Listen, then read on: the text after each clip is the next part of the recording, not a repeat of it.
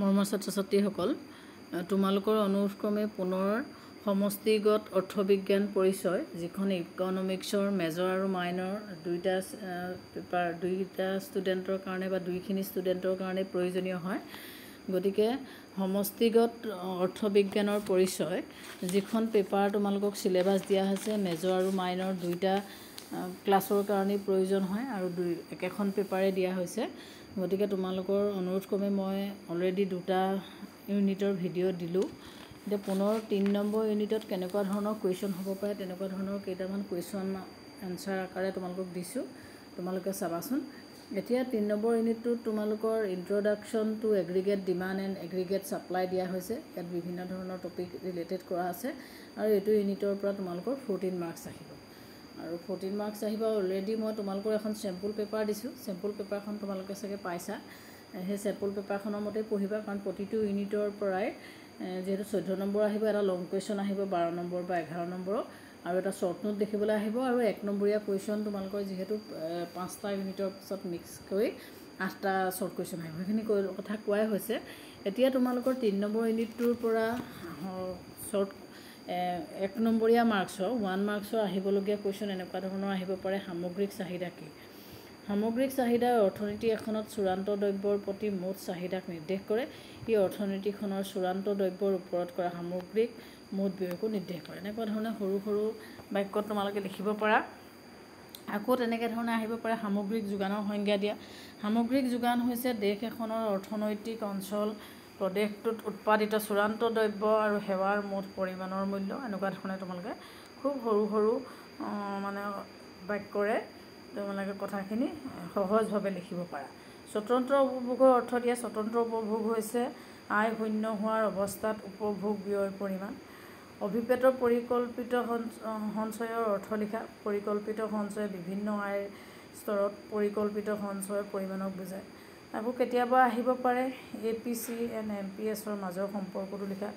APC আৰু MPSৰ মাজৰ সম্পৰ্কটো হৈছে 1 এইটো প্লাছ চিনটোৰ মাজত থাকি গৈছে তোমালোকে লিখিবা APC প্লাছ APS ইকুৱেল 1 প্ৰান্তিক সঞ্চয় প্ৰৱণতা আৰু প্ৰান্তিক উপভোগ প্ৰৱণতা সম্পৰ্কটো একে MPC প্লাছ MPS ইকুৱেল 1 অৰ্থাৎ মাৰ্জিনেল প্ৰপেনচিটি টু কনজিউম আৰু মাৰ্জিনেল প্ৰপেনচিটি টু সেভ 1 গতিকে এইবোৰ 1 নম্বৰীয়া মাৰ্কছৰ কুৱেশ্যন আহিব পাৰে বা কেতিয়াবা আহিব পাৰে কি অৱস্থাত APC greater than less than হ'ব পাৰে সেই কথাটো 1তকৈ সেইটো দিব পাৰে APC গ্ৰেটাৰ দেন 1 হয় যেতিয়া আয়তকৈ উপভোগ অধিক হয় আৰু APC এককতকৈ সৰু হ'ব যেতিয়া আয়তকৈ উপভোগ কম হয় গতিকে এইবোৰ সৰু সৰু কথা তোমালোকে এইখিনি জানি ল'বা কেতিয়াবা এনেকুৱা ধৰণৰো 1 নম্বৰীয়া মাৰ্কছো আহিব পাৰে আৰু শ্বৰ্ট নোট যিহেতু লিখিবলৈ আহিব পাৰে গতিকে শ্বৰ্ট নোট এনেকুৱা ধৰণৰ আহিব পাৰে যে সামগ্ৰিক চাহিদাৰ উপাদানসমূহৰ বিষয়ে উল্লেখ কৰা উপাদানসমূহ হ'ব লাগিছিলে দেই উপাদানসমূহৰ বিষয়ে উল্লেখ কৰা গতিকে what are the components of aggregate demand গতিকে এগ্ৰিগেট ডিমাণ্ডৰ মূল উপাদান 4টা হৈছে উপভোগ ব্যয় কনজাম্পশ্যন স্পেণ্ডিং বিনিয়োগ ব্যয় ইনভেষ্টমেণ্ট স্পেণ্ডিং চৰকাৰী ব্যয় গভৰ্ণমেণ্ট স্পেণ্ডিং আৰু নিগুত ৰপ্তানি নেট এক্সপৰ্টছ এইখিনি ধুনীয়াকৈ মই তোমালোকক লিখি দিছোঁ মই লাইন বাই লাইন পঢ়ি দিয়া নাই তোমালোকে পঢ়ি ল'বা আৰু লিখি যাবা যিহেতু 4 নম্বৰৰ কাৰণে তোমালোকে অকল টপিকটো লিখিলে নহ'ব টপিকটোৰ লগত 2টা লাইন লিখিব লাগিব আৰু সদায় বস্তুটো তোমালোকে আণ্ডাৰলাইন কৰিবা মই আণ্ডাৰলাইন কৰিবলৈ থাকি গৈছে উপভোগ ব্যয় বুলি লিখি বা কনজাম্পশ্যন স্পেণ্ডিং বুলি লিখি তোমালোকে আণ্ডাৰলাইন কৰিবা আণ্ডাৰলাইন কৰি কথাখিনি তাৰ লগত থকা 2টা-3টা লাইন লিখি দিবা তাৰপাছত তোমালোকৰ প্ৰান্তিক উপভোগ প্ৰৱণতাৰ বৈশিষ্ট্যসমূহ লিখা বুলি আহিব পাৰে এতিয়া প্ৰান্তিক উপভোগ প্ৰৱণতা মানে মাৰ্জিনেল প্ৰপেনচিটি টু কনজিউমৰ বৈশিষ্ট্যসমূহ হৈছে MPCৰ মান 0তকৈ অধিক কিন্তু এককতকৈ কম হয় গতিকে কেতিয়াও 0তকৈ এককতকৈ অধিক হ'ব নোৱাৰে আৰু 0তকৈ ডাঙৰ হয় এইটো এটা মেইন বৈশিষ্ট্য বা আয় বৃদ্ধি পোৱা অৱস্থাত MPC হ্ৰাস পায় সেইটো 2 নম্বৰ এটা বৈশিষ্ট্য দৰিদ্ৰ শ্ৰেণীৰ MPC ধনী শ্ৰেণীৰ MPCতকৈ অধিক হয় সেইটো এটা বৈশিষ্ট্য আৰু হ্ৰস্বকালত MPC সুস্থিৰ হয় গতিকে এনেকুৱা ধৰণে তোমালোকে পইণ্ট ৱাইজ হেডিংটো তেনেকৈ লিখিবা আৰু হেডিংটো লিখি তোমালোকে সদায় চাবা মাৰ্কছটো কিমান আছে আৰু সেইটোৰ ওপৰত নিৰ্ভৰ কৰি তোমালোকে এনচাৰটো দিবলৈ চেষ্টা কৰিবা গতিকে এইখিনি অকণমান কেনেকৈ লিখিব লাগিব মই এইখিনি বহলকৈ লিখাই দিছোঁ এইখিনি তোমালোকে লিখি ল'বা তাৰপাছত অভিপ্ৰেত বিনিয়োগ আৰু স্বতন্ত্ৰ বিনিয়োগ ইণ্ডিউচ ইনভেষ্টমেণ্ট আৰু অট'নমাছ ইনভেষ্টমেণ্টৰ বিষয়ে তোমালোকে পাৰ্থক্য লিখিবলৈ আহিব পাৰে আৰু অট'নমাছ ইনভেষ্টমেণ্ট আৰু ইনডিউচ ইনভেষ্টমেণ্টৰ পাৰ্থক্য ধুনীয়াকৈ 4টা দিয়াই হৈছে যে যি বিনিয়োগ মুনাফাৰ হাৰ আৰু আয়ৰ পৰিৱৰ্তনৰ দ্বাৰা প্ৰভাৱিত হয় তেনে বিনিয়োগক অভিপ্ৰেত বিনিয়োগ বুলি কোৱা হয় আৰু যি বিনিয়োগ মুনাফাৰ হাৰ আৰু আয়ৰ পৰিৱৰ্তনৰ দ্বাৰা প্ৰভাৱিত নহয় এনে পৰিৱৰ্তনৰ পৰা স্বতন্ত্ৰ তেনে বিনিয়োগক স্বতন্ত্ৰ বিনিয়োগ বুলি কোৱা হয় গতিকে এনেকৈ ধৰণে তোমালোকে এইখিনি লিখিবা 4টা ধুনীয়াকৈ পইণ্ট ৱাইজ দিয়া হৈছে পইণ্টখিনি তোমালোকে লিখিবা তাৰ পাছত যদি লং কুৱেশ্যন আহে লং কুৱেশ্যনটো 11 নম্বৰ বা 12 নম্বৰৰ ভিতৰতে আহিব আৰু শ্বৰ্ট নোটটো 4 নম্বৰৰ ভিতৰত আহিব গতিকে 11 নম্বৰ আৰু 12 নম্বৰৰ ভিতৰত তোমালোকে কুৱেশ্যনবোৰ কেনেকৈ লিখিবা এতিয়া ইয়াত মই কেইবাটাও কুৱেশ্যন দি দিছোঁ কুৱেশ্যনখিনি একেলগে দিছোঁ এনচাৰখিনি মই পিছলৈ দিছোঁ এতিয়া ইয়াত দিছে what is consumption function give its technical attributes explain the main features of consumption function what is with the help of diagram discuss the cause of negative slope of the aggregate demand curve discuss the relationship between consumption function and saving function write the shift of aggregate demand curve and its effect in equilibrium with suitable diagram what is marginal efficiency of capital what are its components draw the schedule of MPC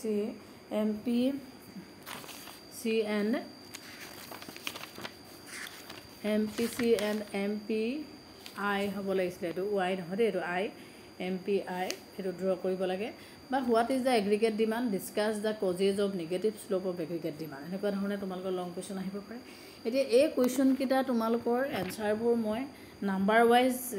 page photo মাৰি দিছোঁ যিহেতু কিছুমান বস্তু তোমালোকৰ এনেকৈ লিখি দিবলৈ দিগদাৰ হয় এইকাৰণে কিতাপত যেনেকৈ আছে কথাখিনি মই তেনেকৈ ফটো মাৰি তোমালোকক দিছোঁ গতিকে 1 নম্বৰ কুৱেশ্যনটো ব্ৰেকেটত 1 নম্বৰ দিছোঁ 2 নম্বৰটো 2 নম্বৰ সেইটো বুজি পাবাই গতিকে 1 নম্বৰ প্ৰশ্নটো উত্তৰটো মই এনেকৈ ফটো মাৰি তোমালোকক দিছোঁ এইখিনি অলপ ক্লোজ কৰি চাবা এতিয়া ইয়াত তোমালোকৰ কনজাম্পশ্যন ফাংচন কাক বোলে অকণমান কিন্তু মই বস্তুবোৰ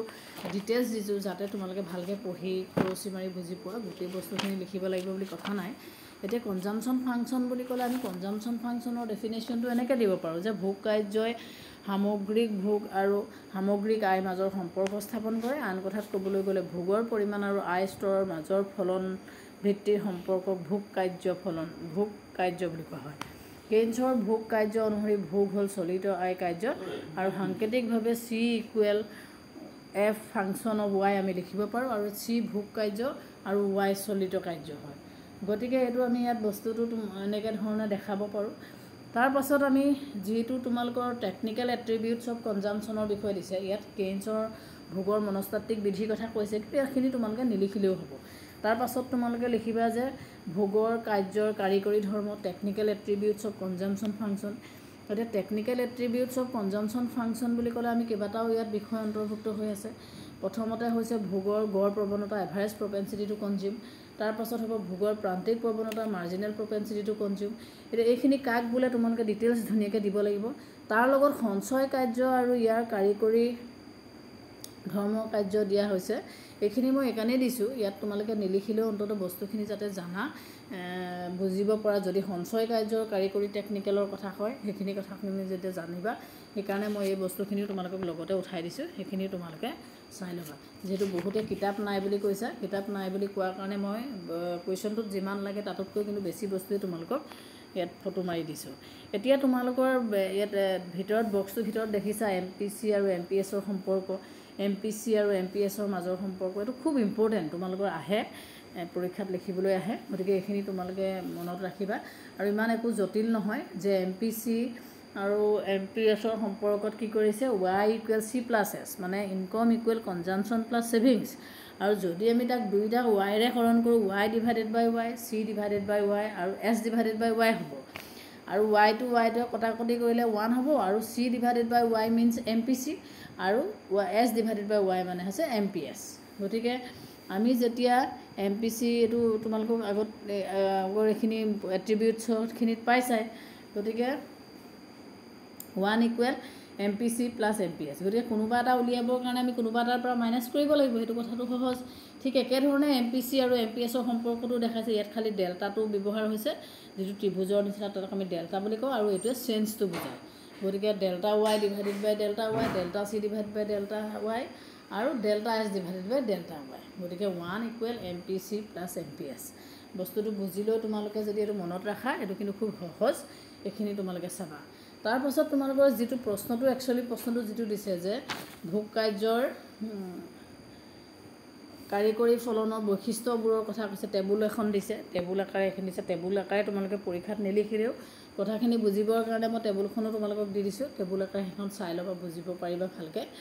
এতিয়া হ্ৰস্বকালত আয় শূন্য হোৱা অৱস্থাত মানুহে পূৰ্বৰ সঞ্চয়ৰ পৰা ভোগ ব্যয় কৰে আৰু এনে অৱস্থাত ব্যয়ক স্বতন্ত্ৰ ভোগ ব্যয় বোলা হয়। আয় যি হাৰত বৃদ্ধি হৈ পাইছে তাতকৈ ভোগ কম হাৰত বৃদ্ধি পাইছে, অৰ্থাৎ তালিকা অনুসৰি 30 কোটি টকাতকৈ বৃদ্ধি হোৱাৰ লগে লগে ভোগ 20 কোটি টকালৈ বৃদ্ধি পাইছে। এনেকুৱা ধৰণে দিছে আৰু সম্পৰ্ককেইটা কথা উল্লেখ কৰিছে। আৰু কাষত যিটো ডায়েগ্ৰাম আছে সেই ডায়েগ্ৰামটোৰ এক্সপ্লেনেশ্যনখিনি তোমালোকৰ এফালে দিয়া আছে। এতিয়া পৰীক্ষাত চাবা তোমালোকৰ তালিকা আকাৰে লিখিবলৈ দিয়ে নে ডায়েগ্ৰাম আঁকি দিয়ে। যদি তালিকা আকাৰে লিখিবলৈ দিয়ে ওপৰৰ তালিকাখন লিখি এই পইণ্ট ৱাইজ যিটো 6টা আছে সেইটো লিখিলেই হ'ব। যদি তোমালোকৰ চিত্ৰ আঁকি বুজাই দিবলৈ কয় তেতিয়া তালিকাখন উল্লেখ নকৰিলেও ডায়েগ্ৰামটো আঁকি পিছফালে যিখন 3.1ত যিখিনি চিত্ৰ আকাৰে বুজাই দিয়া হৈছে সেইখিনি তোমালোকে ইয়ালৈকে লিখিলে যথেষ্ট হ'ব। গতিকে সেইকাৰণে কুৱেশ্যনটো কেনেকুৱা টাইপত আহে আমি ধৰিব নোৱাৰোঁ। গতিকে যে এনেকুৱা ধৰণৰ কুৱেশ্যন নাহক তাৰ কাৰণেতো তোমালোক সাজু হৈ থাকিব লাগিব। সেইকাৰণে মই বস্তুখিনি দি দিছোঁ, তোমালোকে এইখিনি মিলাই চাবা। তাৰপাছত তোমালোকৰ পিছৰ এটা কুৱেশ্যন আহিছে যে কিয় নিগেটিভ শ্লোপ হয়, কিটো হয়, সামগ্ৰিক চাহিদা ৰেখাডাল কিয় ঢাল নিগেটিভ শ্লোপিং হয়। নিগেটিভ শ্লোপিঙৰ কাৰণ কেইবাটাও তোমালোকক ধুনীয়াকৈ কিতাপত দিয়া হৈছে। এটা হৈছে প্ৰকৃত ৰাশিৰ প্ৰভাৱ, ৰিয়েল বেলেঞ্চ ইফেক্ট, সুদৰ হাৰৰ প্ৰভাৱ, ৰেট অফ ইণ্টাৰেষ্ট ইফেক্ট, বিনিয়োগ হাৰৰ প্ৰভাৱ, দ্য এক্সচেঞ্জ ৰেট ইফেক্ট। গতিকে এনেকুৱা ধৰণৰ কেইবাটাও প্ৰভাৱৰ কথা দিয়া হৈছে। এইকেইটা তোমালোকে থুলমূলকৈ লিখিবা। নম্বৰটো কিমান আছে সেইটোৰ ওপৰত নিৰ্ভৰ কৰি বস্তুটো লিখিবলৈ চেষ্টা কৰিবা। তাৰপাছত 3 নম্বৰত যিটো দিছে উপভোগ ফলন আৰু সঞ্চয় ফলনৰ মাজত সম্পৰ্ক। এতিয়া উপভোগ ফলন আৰু সঞ্চয় মাজৰ সম্পৰ্কটো এটা খুব গুৰুত্বপূৰ্ণ, যিটো অলৰেডি আমি তোমালোকক দেখালোঁ সেই একেখিনি বস্তুকে। এতিয়া ইয়াত কি কৈছে, উপভোগ ফলন আৰু ব্যয় ফলন তোমালোকৰ সঞ্চয় বুলি কৈছে। সঞ্চয় আৰু উপভোগ ফলন আৰু সঞ্চয়ৰ মাজত আমি যেতিয়া সম্পৰ্কটো ক'বলৈ হ'লে y = c+s আৰু অকল সেইকণ লিখিলেই আমাৰ প্ৰশ্নটোৰ সমাধান নহ'ব বা সেই নম্বৰটো তোমালোকে নাপাবা, যিহেতু এইটো লং কুৱেশ্যন আহিব। গতিকে আমি যিখিনি APC আৰু MPCৰ মাজৰ সম্পৰ্ক, MPC আৰু MPSৰ মাজৰ সম্পৰ্ক যিখিনি অলৰেডি আমি কৰি আনিছোঁ সেইখিনি তোমালোকে ডিটেইলছ দেখিব লাগিব। আৰু একেখিনি বস্তুকে মই পুনৰ আকৌ তোমালোকক ফটো মাৰি দিছোঁ। এইকেইটা কথা তোমালোকে মনত ৰাখিবা আৰু এনেকৈ তোমালোকে মেথামেটিকেল টাইপ এই বস্তুখিনি কিন্তু কৰিব লাগিব। সেইকাৰণে দুইটা বস্তু তোমালোকে কমপ্লিট কৰিলেহে উপভোগ ফলন আৰু সঞ্চয় ফলনৰ মাজৰ সম্পৰ্কটো কমপ্লিট হ'ব। গতিকে উপভোগ ফলন আৰু সঞ্চয় ফলনত আমি APC মানে ভোগৰ গড় উপভোগ প্ৰৱণতা, সঞ্চয় উপভোগ প্ৰৱণতা আৰু প্ৰান্তিক উপভোগ প্ৰৱণতা আৰু প্ৰান্তিক সঞ্চয় প্ৰৱণতাৰ সম্পৰ্কটো জড়িত হৈ আছে। আৰু এই কথাখিনি আমি ডিটেইলছ লিখিব লাগিব। তাৰপাছত তোমালোকৰ এটা পেজকে আহিলে তাৰপিছত তোমালোকৰ ডিটেইলছ 4 নম্বৰত যিটো কোৱা হৈছে যে ইফেক্টিভ ডিমাণ্ড চাহিদা ৰেখাডালৰ পৰিৱৰ্তন, সামগ্ৰিক চাহিদা ৰেখাডালৰ পৰিৱৰ্তনে কেনেকুৱা ধৰণে প্ৰভাৱ পেলায়। তাৰ চাহিদা ৰেখাৰ পৰিৱৰ্তনৰ ফলত ভাৰসাম্য দৰৰ কি পৰিৱৰ্তন হয় সেই কথাটো বুজাই লিখিবলৈ কৈছে। সেইটো তোমালোকে কুৱেশ্যনটো তেনেকুৱা ধৰণেও আহিব পাৰে, নহ'লে তোমালোকক আহিব পাৰে